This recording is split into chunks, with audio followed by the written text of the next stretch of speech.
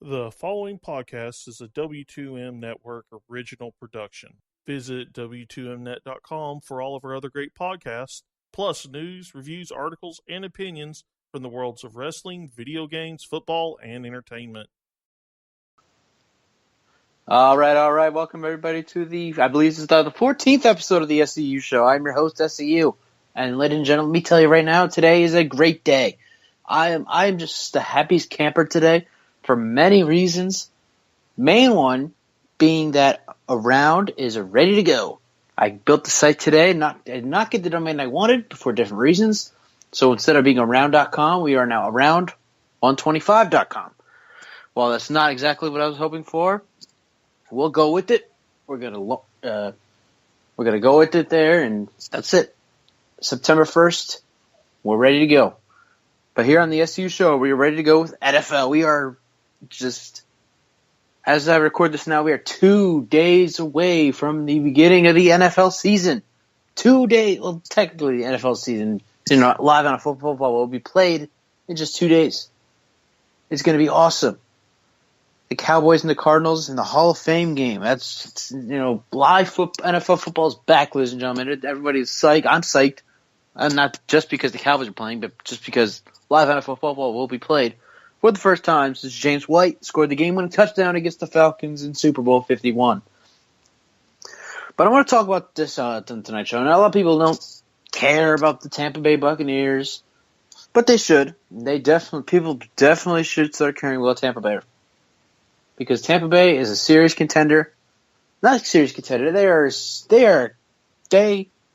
are in the driver's seat to win the NFC South in 2017. Yeah, you heard it here first. In the division with the Atlanta Falcons, and they're all a powerful team.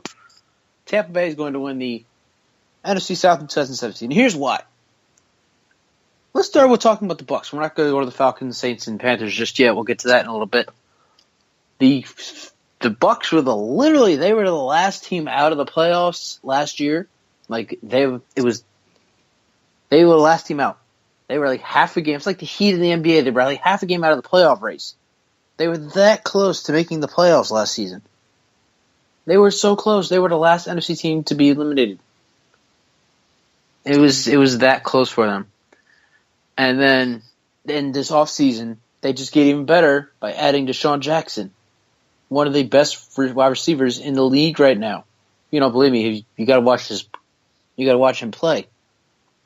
Hopefully, a lot of people have watched him play because he's been in the league for so long. Deshaun Jackson is one of the fastest guys in the league, and he has a quarterback in James Winston who's just getting better and better and better as his years go on. This will be his third NFL season, and he's just getting better and better. Nothing's getting worse for him. He's getting better. He's got the good receivers. He's got all this other stuff. Things are going up for Tampa Bay. Nowhere but up. They're just getting better and better. And not only that, but they also added who I believe is the best tight end in the draft this year, O.J. Howard. Now this guy's a beast. Like he can get so wide open. Nobody, James will hike the ball, and everyone will be like, okay, where O.J. Howard? Just go. Meanwhile, he's 50 yards down the field, and Winston's going right to him. Great tight end, best tight end in the draft this year, in my opinion, definitely. Evan Ingram, close second to the Giants. But O.J. Howard, steal for Tampa Bay. That's a great pick. Deshaun Jackson is going to be a huge contribution to him and Mike Evans. That is going to be a huge wide receiving duo in the NFL in 2017. Everybody should be looking out for that one. That's going to be huge. Big. It's going to be exciting. James Winston throwing to them. The only thing they're missing is the run game. They have a good defense. Another thing, it's like the Giants last year. They were doing so well. All they were missing is that run game that they didn't have. Now that there are reports out of Tampa Bay that Doug Martin might not even play the season. They might not let him start. Which, from what he's done with Tampa before, he's done pretty well. So it'd be a crying shame to not see him start in Tampa. But there's reasons for that we won't go into. Tampa Bay, 2017 NFC South champions. And so now we talk about how Tampa Bay is building. The offense is looking good and all this other stuff. Let's look at the other teams. Okay, so we have to start off with the Atlanta Falcons, right? Oh, the Falcons just won the Super Bowl. You think they're going to slump? You damn right they're going to slump. Every year I watch the NFL, the Falcons have done the same thing. Every other year. Playoffs, no playoffs. Playoffs, no playoffs. Playoffs. It's like taking a flower. Playoffs, no playoffs. Playoffs, no playoffs. This year, the NFL loves you not, Atlanta. And I'm Sean might remember this from our days at the former site we used to both write for. I said in a group chat, Julio Jones for the Falcons would not reach 700 receiving yards. Stick it to that. It's probably it's one of those Skip Bayless things you say on radio. But, there's a definite possibility that he doesn't have the same season he did last year. There's a big chance he doesn't have the same season he did last year. Because usually when you have a great season, you don't normally back that up. A lot of players, players like Yu Darvish, he just went to the Dodgers. They're a World Series team. That's a baseball story. That's the story for another time. He was a great pitcher last year. Now he's 4-4. No, his record is 6-9. He's a 4.01 ERA. It's not the best. After a great season, he's doing nothing. And that's what's going to happen to Atlanta. They're just not going to be as good as the 2016 team. And they might pull another 20-50 lead again. We never know. All I know is they're not winning the NFC South. They're not making the playoffs. It's going to be a rough year for Falcons fans. They'll do well. They'll do fine. They're going to finish about 8-8, 9-7. They're not playoffs. They're not going to be Tampa Bay. Just no. Then this is one I'm liking this one a lot. This take right here, Carolina. Yeah, everybody's expecting Carolina to do so well in 2017 just because Cam Newton had an off year last year. No. And this is interesting. I find this very interesting, this take. Everybody knows who Cam Newton is now. Yeah, nobody can stop him in 2015. Well, so we're all going to expect him to do the same thing next year. No. I'm expecting him to do what he did last year, this year. Struggle. Hardcore. Why? After that 2015 MVP season he had, teams looked at all the film of Cam Newton, and they learned him. They got into his head. They know how he plays, how he runs. And that's why he was such a big target last year, literally. I don't agree with all the hits that he had to suffer against these teams, especially the Saints, Falcons, and Bucs. But he is a target now. Everybody knows how he plays. He's not going to be the same. And that's the reason why Carolina, and this goes for any NFL team, the quarterback leads the team. That's a given. That's a definite, no doubt, that the quarterback leads the team. Cam Newton's going to struggle this year, and that's why the Panthers will not win the NFC South. And then there's the New Orleans Saints. Biggest joke in the division, by the way. In my opinion, they're the biggest joke in the division. They haven't made the playoffs in 3 years. Yeah, Drew Brees is awesome. That's great and all. But the team is bad. It's terrible. I mean, they're not the same team that won the Super Bowl in 2009, way by far. And then they go ahead and they go get rid of Brandon Cooks, their best receiver, and they get Ted Ginn, who's been around the block, so to say. He's been around the block. He's been 7 different teams. He's becoming the Testaverde of the NFL of wide receivers. He's just going everywhere. He's going there, everywhere. They wind up in New Orleans, so he's going everywhere. I mean, he has the same talent as Brandon Cooks. But it's just like, people are going to remember him for playing on different teams more than what he did with those different teams when he comes to him playing next year. When it comes to when he retires, people are going to remember him for playing on this team and that team and that team and the other team. And they're not going to remember him for what he did on the field as much. They'll remember what he did, but not as much as how many teams he played. Now here's another hot take about the Saints. 3 years out of the playoffs, 4 to the last 5 years. Yeah, the Saints. Don't be surprised if next year is Sean Payton's last year as a New Orleans Saints head coach. Don't be surprised. If they do sign him, I won't be surprised either. But that's because they're getting their feelings. I think their feelings get into the business. They love New Orleans loves Sean Payton. We can't get rid of him. Oh, sure. Have fun missing the playoffs for the next 6 years. And then Drew Brees is going to retire soon. He's getting up there in age. I feel bad for the Saints people. I feel bad for Saints fans. They are that close to becoming the Aints once more. They're getting there. When Sean Payton's gone, Drew Brees is gone, they're going to be the Aints once more. But forget about the whole, the other teams being bad and the Bucs being good. Look at their schedule. I had to pull up their schedule here. This is a favorable schedule for Tampa Bay. I love the Tampa Bay Buccaneers schedule in 2017 as I bring it up right now. It's a very good schedule. I like it a lot. Very good schedule here for the Tampa Bay Buccaneers. Very favorable. And I looked at it a couple days ago and I said, wow, this is a 12-win team right here, Tampa Bay. With that team, the team they have, they are a 12-win team at Miami. That's a win. Tannehill's good. He's going to try to use his feet, which I love, by the way. I love that Tannehill's going to try and run the ball more. But Tampa Bay's a better team than Miami. They pull out the win. Chicago, it's a win.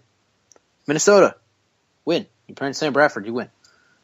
The Giants, that's going to be tough. I give the Giants that one. That's their one loss. Tampa Bay, New England, another loss. Arizona win.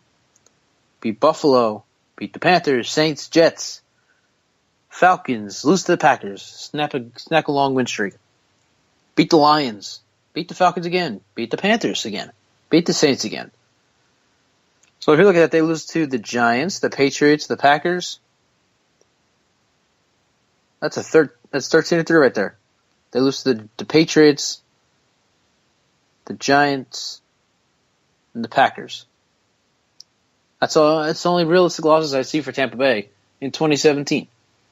That's the only realistic loss. Now, they could definitely lose to the Falcons. I'm not saying that they're not going to. I'm not saying they're going to sweep the Falcons because there's a good chance they don't. There's a good chance they split that season series. But I'm looking at a 13-win Tampa Bay Buccaneers team in 2017.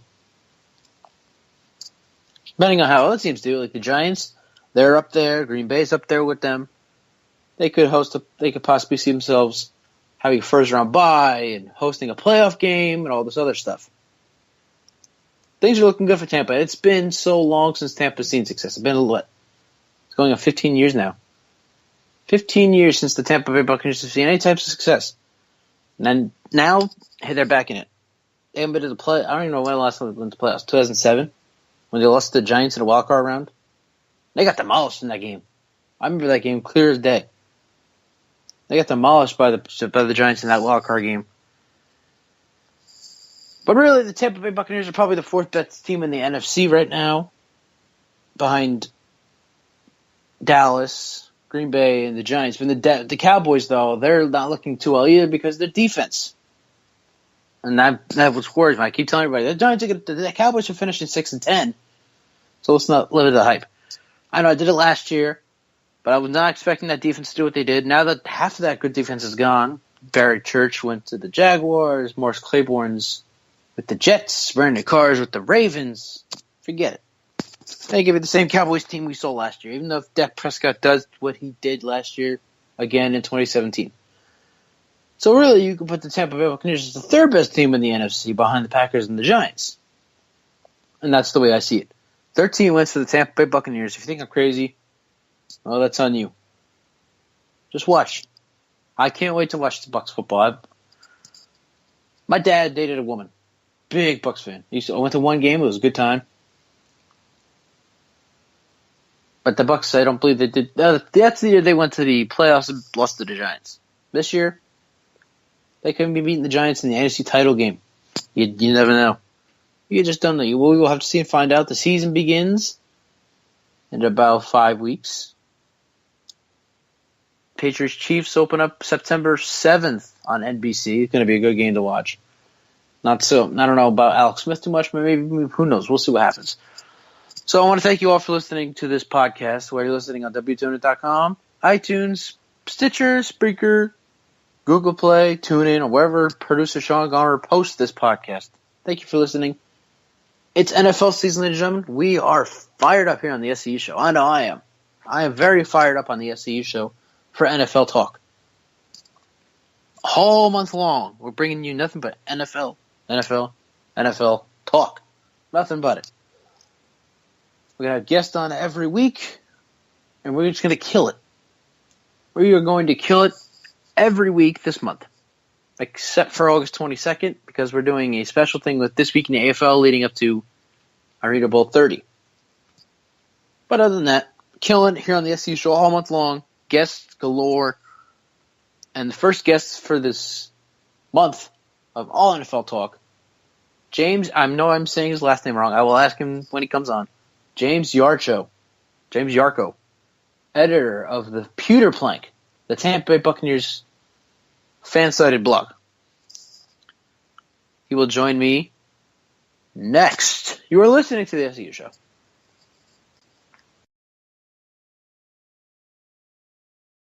Hello to all you Arena League football fans out there. I want to personally welcome you to join us, AFL Fan Zone, every Tuesday night at 8:30 p.m. Eastern Time for a weekly recap of all things AFL. You got stuff to do on the weekends, which means you probably don't have time to sit down and watch every single game every week. That's where AFL Fan Zone comes in. Not only do we break down the week, but we provide you with everything you need to stay up to date with the AFL, including Players of the Week, Power Rankings, and the weekly standings. Best part is, the recap is fully interactive between the viewers and the host. Just search AFL Fan Zone on YouTube and you can find all of our archived videos, including game previews, recaps, and weekly updates. You can also find us on Facebook, Twitter, and at our website at www.aflfanzone.com.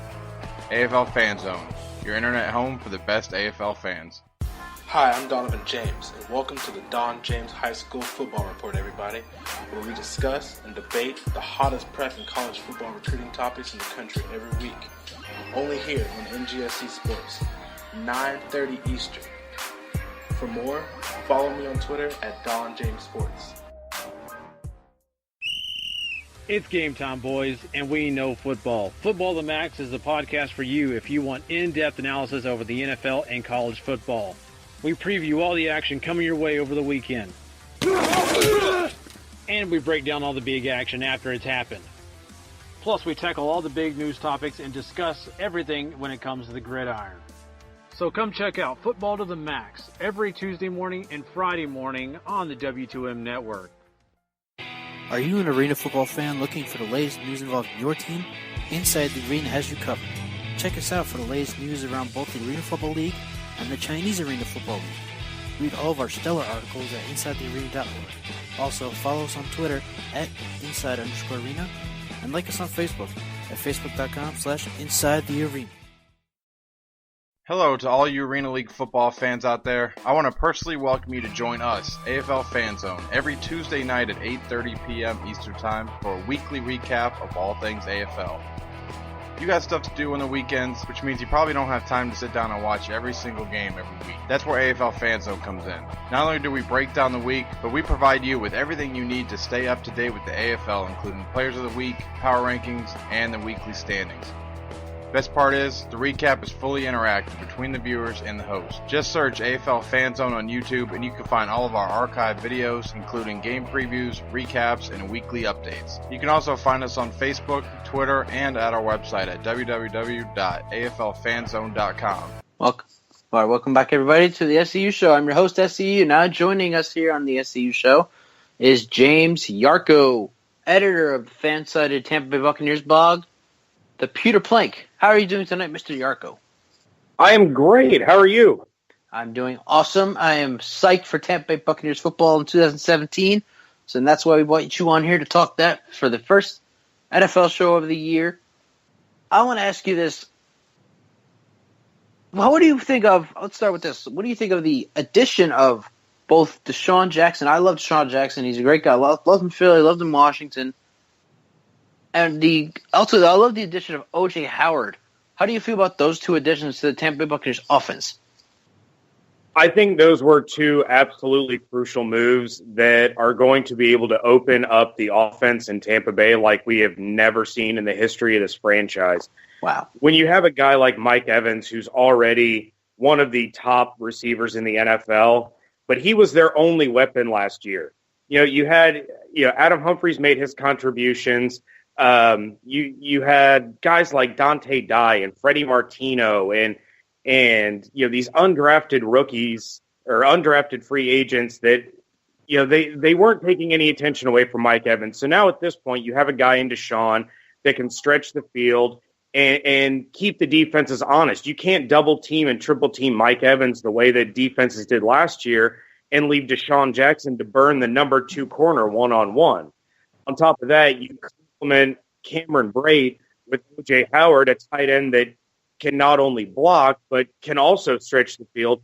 One of the problems that we saw last year with the Buccaneers is based on what tight end was on the field, we're going to run on the field, you don't know. So I think those 2 additions were just absolutely phenomenal moves by the Buccaneers in order to continue to see the evolution of Dirk Cutter's offense. Yeah, before you came on, I was talking. The main topic for this segment was that I have a feeling the Bucs were pretty much they were in the driver's seat to win the NFC South in 2017 because they were the last team eliminated from the NFC playoff picture last year. Then they go ahead and they draft O.J. Howard, get Deshaun Jackson. They have a pretty good defense. How do you like the Tampa Bay Buccaneers' chances in the NFC South this year? I think their chances are really, really good. And, of course, Tampa tempered expectations for years. This is a team that hasn't made the playoffs since 2007. They haven't won a playoff game since they won the Super Bowl. So the expectations are definitely there. This is the most excited the fan base has been in over a decade because all the pieces are there. And you mentioned that they have a good defense. Well, the key component of that, probably just as big, if not the biggest offseason move, including Deshaun Jackson, was keeping Mike Smith. This defense struggled the first few weeks of the season. They were off to a bad start. They lost games that they shouldn't have lost against the Rams and the collapse against the Raiders, who did everything they could to hand the Buccaneers the game. But after the Thursday night debacle when Atlanta just put it on them, they had kind of a mini bye week there, and the defense clicked. And we saw what happened when that defense clicked, and they were one of the top in the NFL as far as points allowed per game, takeaways. So if that trend continues now that these players know Mike Smith's system, he's coming back, that's going to be huge for them. I would love to say that they're in the driver's seat, but I think that probably still goes to Atlanta at this point, despite the Super Bowl collapse, because they are every bit as talented as they were last year. I think the big questions with the Falcons is you have the loss of both the offensive and the defensive coordinators. So can the new offensive and defensive coordinators maintain the success that they had last year, especially as hot as they got towards the end of the season? But I think Tampa is firmly supplanted into the playoff picture. It's just a matter of whether or not they can overtake the Falcons within the NFC South. James Yarcho, editor of the Pewter FanSided Tampa Bay Buccaneers blog, joining us. I did not think about that. How the Falcons had lost both Kyle Shanahan and whoever their defensive coordinators. I'm not the big Falcons guy.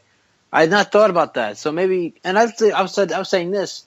Every other year, the Falcons miss the playoffs. That's why I was thinking maybe this year is the year they just fall off the rock and they don't make the playoffs this year. They finish 8, 9, and 7, but I don't see them doing as well as they did last year, obviously, and I don't see them make the playoffs. But now we're talking about the other NFC South teams. We're talking about Atlanta.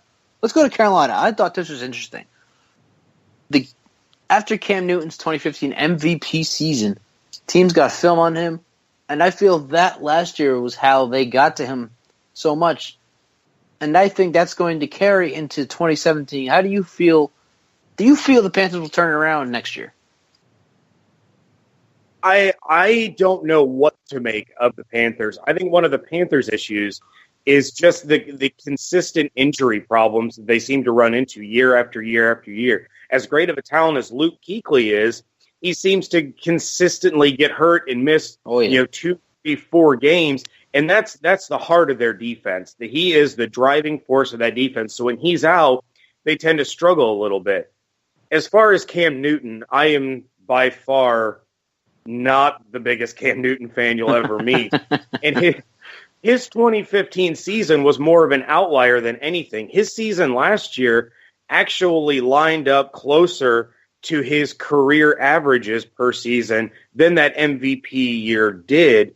So I expect kind of a similar Cam Newton from last year. I think he will improve a little bit, but that's another guy that was out due to injury a little bit. So the Panthers, they made some really good moves. Christian McCaffrey is going to be a force, especially in the passing game. That's the thing about the NFC South is that it always seems to be such a toss-up. For years it was whoever finished last one season would win it the next season, and then the Panthers went on a run of winning the division. I believe it was 3-4 years in a row. But I certainly am not going to count them out by any means, but I don't think right now, on paper anyway, they are at the same level as the Falcons or the Buccaneers. Yeah, I'm with you there. They're not on the same level. I feel like it's going to be another bad year for the Panthers, maybe another 6-10 season, probably worse. We will see James Yarcho joining us. Well, last team in the NFC South is the Saints. They've missed the playoffs 4 of the last 5 years. Then they go ahead and get rid of Brandon Cooks, who's pretty good, for a guy that's just equally as good, Ted Ginn Jr. And I said this before you came on. They missed the playoffs 4 of the last 5 years, like I just said. I wouldn't be surprised if this was Sean Payton's last year. What do you think? Do you think that Sean Payton should return should the Saints not make the playoffs next year? I think Sean Payton's a heck of a football coach. I do. The problem in New Orleans, as we've seen year after year, and it's almost become a running joke, is that defense. If Sean Payton can get the kind of defensive coordinator in there that can actually assemble a system that his players can not even thrive in so much as just be adequate, this team is a playoff caliber team. They're one of those teams that, you could put up 30, 35 points on their defense, but the offense will turn around and outscore you. They need to reel that in a little bit. And even if the defense is allowing 24, 26 points per game, with Drew Brees on the field, he can outscore you. So I don't think the Saints are going to be much of a contender this year. I would pick them to finish last in the NFC South. But that's strictly based on the fact that defense is it's still just so bad. And when you're lining up against a team like Atlanta, where they have Julio and Sanu and Gabriel and Freeman and Coleman, that defense can't match up with that talent. The same thing is said about Tampa Bay now. You have all these pass-catching weapons in Brate and Deshaun and Evans and Chris Godwin, who is just dropping jaws on a daily basis from rookie minicamp all the way through training camp so far. I mean, this kid is going to turn out to be a complete stud. And then you have the running game in Tampa, which is a little bit of a question, but when Doug Martin's on, he's one of the best in the league. You have Jacquizz Rodgers, who played well last year. New Orleans does not have the personnel to match up with that kind of offense, whether it's Atlanta or Tampa's, even Carolina's. Carolina still has some phenomenal weapons, and like I mentioned earlier, Christian McCaffrey is going to be such a huge X factor. The Saints don't have a linebacker that can keep up with McCaffrey out of the backfield, and he's going to bust off some huge plays, not just against New Orleans, but against anyone. So the defense is really the Achilles heel of the Saints. To go back to your original question, I like Sean Payton. I have nothing but the utmost respect for him, and I think he's a phenomenal football coach. The problem lies squarely on the shoulders of the defensive coordinator and the defensive personnel.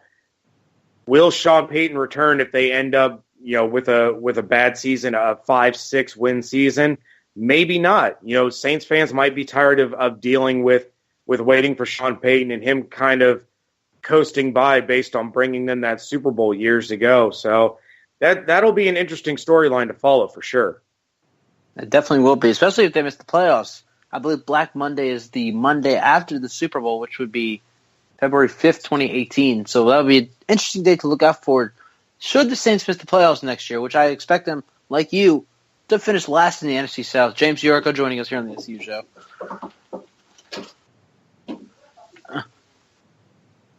He's right there. Sorry about that. James Yarcho joining us here on the SCU Show. Last question I have for you. Actually, I have two more questions for you. I said earlier that the Bucs were, and this is crazy. Many people think this is crazy. I said Tampa Bay was probably the third best team in the NFC, behind the Giants and the Packers. Do you feel like there are any other teams that might be better than Tampa Bay besides those two? Behind the Giants and you said Green Bay. I still think, basing it off of recent history and the fact that we have not seen, obviously these 2017 teams on the field, Atlanta has to be placed ahead of them. I do believe that you could certainly make the argument that Dallas is ahead of them. I am one who believes that Dallas is going to be taking a step back this year. Oh, yeah, for sure. I think Dak played almost above his skill level. It was just the perfect situation. If you see Ezekiel Elliott end up getting suspended, I think that's going to hurt the Cowboys way more than a lot of people do. I mean, everybody knows it'll hurt. I think it'll hurt far more. I'm trying to think. Yeah, Atlanta, Green Bay, New York, arguably Dallas, and arguably the Seattle Seahawks. They're a team that has consistently gotten it done in the NFC West. I think the Cardinals are going to have a bounce-back season. I don't know if I would consider them better than Tampa. We'll find out. They play each other this year. So I definitely think Tampa's in that top 5, top 6 conversation. I don't think I personally am quite ready to put them top 3, but that's because I've been, following the Bucs my entire life, and I've seen this preseason hype before, and I just have to temper the expectations so that I don't get too angry during the season. That's funny. I haven't paid much attention to Tampa Bay, but now that they have the weapons and the offense, I paid attention to James Winston since his Florida State days. So seeing him in Tampa, it's worked out well for them. James Yarcho, final question. Who do you have playing in Super Bowl 52? And who do you have winning Super Bowl 52? Oh, wow. I got him. I will go with the Patriots over, and it pains me to say that because I don't like the Patriots. Nobody likes the Patriots. I will say the Patriots over the Green Bay Packers. That sounds like a good pick to me. I've said, I write for Musket Fire, FanSided of the Patriots blog. I said that the Giants and Patriots would meet in the Super Bowl this year. It's part 3. But the Packers would be my second team to play New England. So we're not too far off here. James Yarcho, editor of the Pewter Plank, the Tampa Bay Buccaneers FanSided blog. I want to thank you very much for joining us here on the SCU Show. And good luck to Tampa this year in the season. I'll be definitely watching them. It was certainly my pleasure. Thank you so much for having me. I always enjoy taking some time to talk Buccaneers football. Sounds good. Thank you. Thanks. Good stuff, James Yarcho. All right, be right back, SCU Show. Hello to all you Arena League football fans out there. I want to personally welcome you to join us, AFL Fan Zone, every Tuesday night at 8:30 p.m. Eastern Time for a weekly recap of all things AFL. You got stuff to do on the weekends, which means you probably don't have time to sit down and watch every single game every week. That's where AFL Fan Zone comes in. Not only do we break down the week, but we provide you with everything you need to stay up to date with the AFL, including Players of the Week, Power Rankings, and the weekly standings. Best part is, the recap is fully interactive between the viewers and the host. Just search AFL Fan Zone on YouTube and you can find all of our archived videos, including game previews, recaps, and weekly updates. You can also find us on Facebook, Twitter, and at our website at www.aflfanzone.com. AFL Fan Zone, your internet home for the best AFL fans.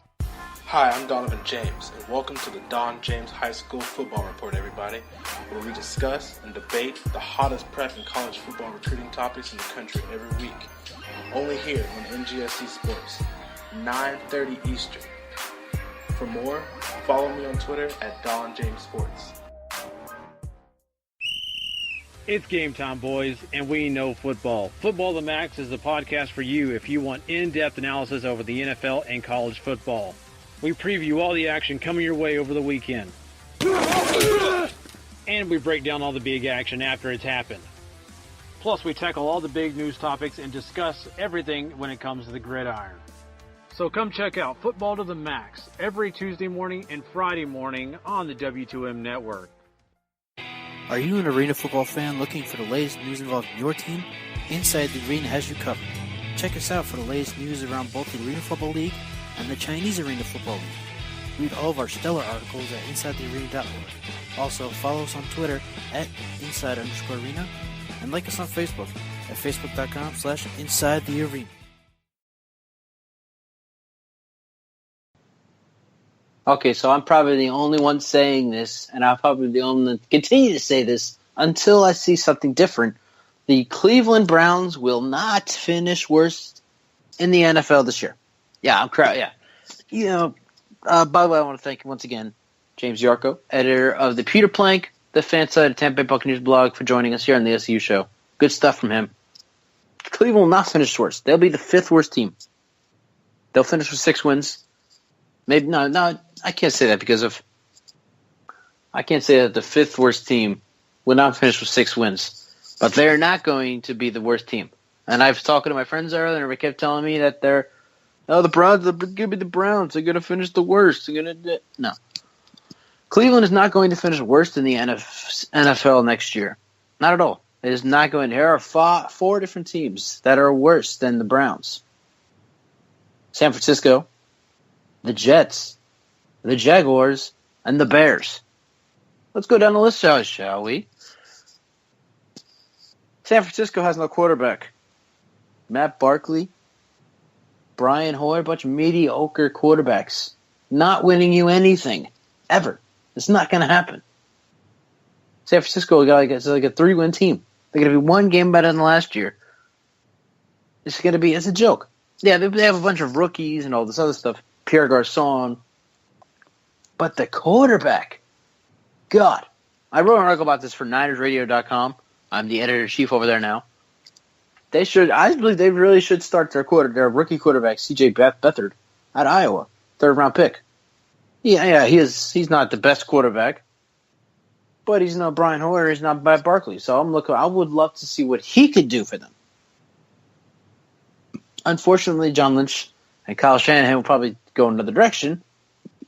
Most likely starting Brian Hoyer, winning 3 games, and then everyone will be like, same old Niners. It will be the same old Niners in 2017. Nothing's changing. Not yet, at least. Maybe next year when they get Kirk Cousins, maybe things will change. But right now, you're looking at another 30-win season for San Francisco. And fans scratching their heads like, oh, why? What's going on here? And they'll be root for Kirk Cousins to come, which he will. You will see Kirk Cousins in San Francisco next year. Chicago, oh my God, this is the worst. Mitchell Trubisky is so overrated. The guy had 1 good season, the only season he played, and he goes 2nd overall to Chicago. And they signed him to a 4-year deal. I believe it was like a $29 million contract. I'm probably wrong on that. I'll have to look into that. But they signed him to a 4-year deal. The guy's not going to do anything for this team but lead him to the bottom of the league. The Bears are going to be so bad. They got rid of their best receiver. They got rid of Alshon Jeffrey, who's going to do some good things in Philadelphia with Carson Wentz and Torrey Smith now. It's going to be bad for the Bears. I feel bad for Bears fans. I feel bad for Niners fans. I feel bad for Jets fans. I feel bad for Jags fans. But forget Chicago. Like, as long as Mitch Trubisky starting in Chicago is not going to work. The best thing there is going to be Jordan Howard, and that's it. And we don't even know if he'll do well. We don't know if he'll have a repeat performance. We don't know anything. And if Jordan Howard doesn't do well, the Bears, it's going to be a real long season in Chicago. I'll tell you that right now. Jacksonville, they do the same thing every year. They overspend way too much on good players and finish with 5 wins.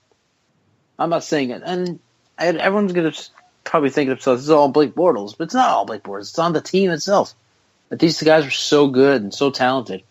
They would have done well even with Jacksonville. But no, that's like a curse. You go to Jacksonville and you're just bad. You just do bad. You play bad football when you're in Jacksonville.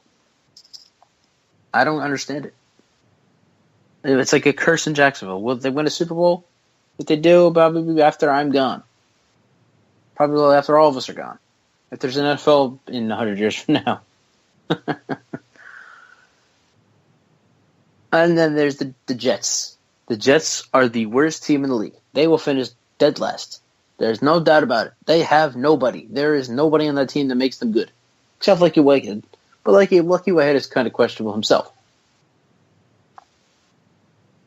So there's the Jets, I believe.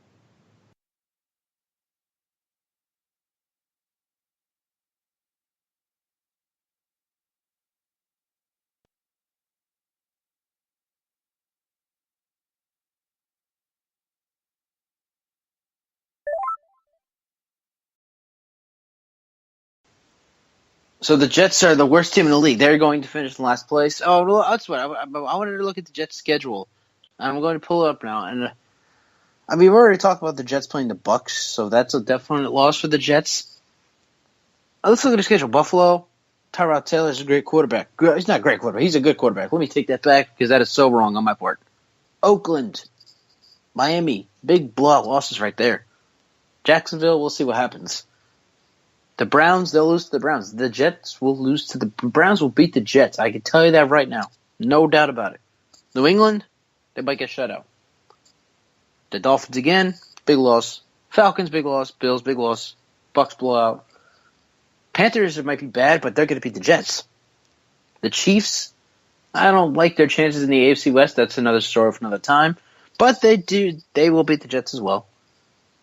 Denver, New Orleans, the Chargers, and New England. That is an 0-16 team you're looking at. I am not kidding. There is an 0-16 team in the Jets.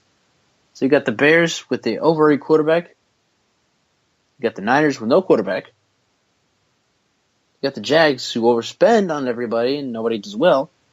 And the Jets who are nobodies themselves. Like the whole team is nobodies in New York for the Jets. The Giants, they're going to the Super Bowl next year. Or they'll play the Packers in the title game, the NFC title game, and then we'll see go from there. All right, so NFL Among Us, ladies and gentlemen. Very exciting time of year. Unfortunately, the show did not go as well as we planned, but that's okay. It's been a long day anyway, so it just adds to it. So with that, I want to thank you all for listening to the latest episode of the SCU Show. I'm your host, SCU. I want to thank James Yarcho for coming on. Talk some Bucs football. Bucs winning the South next year. Book it. I'm your host, SCU. Enjoy the Hall of Fame game. We will be on next week with another guest and hopefully less technical difficulties. Thank you to producer Sean Garmer for saving the day and producing this podcast. Thank you for listening. And until next week, we will see you later, everybody. Goodbye.